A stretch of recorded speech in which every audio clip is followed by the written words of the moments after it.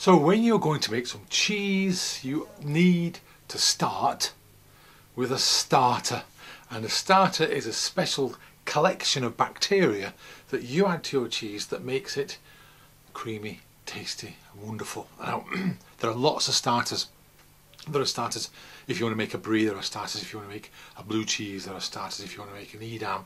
There are all kinds of starters out there, but the one that we tend to use generally, and if you want to make a cheese like a creamy Lancashire or a Wensleydale or a Cheshire cheese, any of those creamy, crumbly white cheeses, we use what is known as a mesophilic starter, and all that means that the bacteria can cope with medium temperatures around about 30 to 32 degrees centigrade.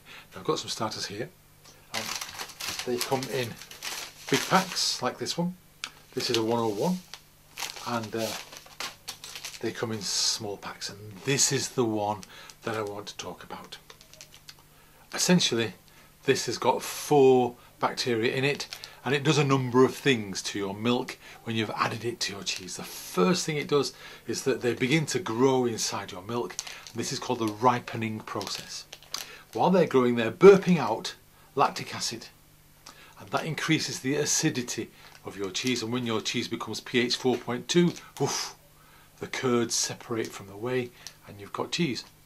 However, the other thing that this does is that it carries on living in your milk as you make your cheese, and then also in your cheese, and it creates a creaminess and a texture for your cheese. Now, if you don't believe me how important this is, then simply try to make some cheese without it, and you'll find that the cheese is very bland and not very creamy at all. Try it with this and you'll be amazed at the difference. Now, how do you use it? Because there's enough bacteria in here for a shed load of cheese. So what you do is this. First of all, you get yourself some milk, about a pint, half a litre of milk at room temperature, and you add your starter to that, the whole packet. And having done so, you then leave it overnight for it to do its job, and the starter will be doing all the stuff it needs to do, and then you pour it into one of these. It's an ice cube tray. And what you get is creamy, cheesy lollipops. And when you come to make your when you come to make your cheese, you add one of these creamy, cheesy lollipops to your milk.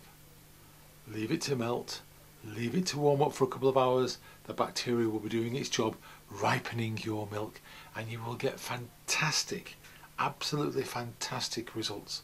So invest in one of these. They're only a couple of quid, and you'll make 1, 2, 3, 4, 5, 6, 7, 8, 9, 10, 11, 12, 14 batches of cheese for a couple of quid.